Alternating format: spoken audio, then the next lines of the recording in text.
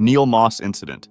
It was Sunday, March 22, 1959, when 20-year-old Oxford philosophy student Oscar Neil Moss, along with 7 other people, 4 of whom were part of the British Caving Association, decided to visit Peak Cavern in the village of Castleton, Derbyshire. The cave system was well known. However, 2 weeks earlier, the same 4 BCA explorers had discovered a new fissure in a side chamber that was 1,000 feet deep. The 8 explorers entered the cave system in the afternoon. They were equipped with ropes, lamps, helmets, and other necessary caving materials. Upon entering, they discovered the Mucky Ducks section, a wet squeeze tunnel that was frequently flooded after rain. This led them to the Boulder Passage, an easier section where they could stand upright while descending and maneuver around various obstructions. Approximately 493 feet into the passage, a 10-foot climb on the north wall of the upper gallery awaited them. High above the steep, muddy slopes was Pickering Passage, a long, narrow crawl space where you had to stretch your whole body to move through. It concluded with an awkward bend and a muddy sump. Above the eye hole, just large enough to accommodate a human body, laid the next challenge. It led to a thigh-deep, muddy pool that connected to the stalagmite chamber, a vast, beautiful part of the cave filled with stalagmites, with a ceiling high enough for a person to stand upright.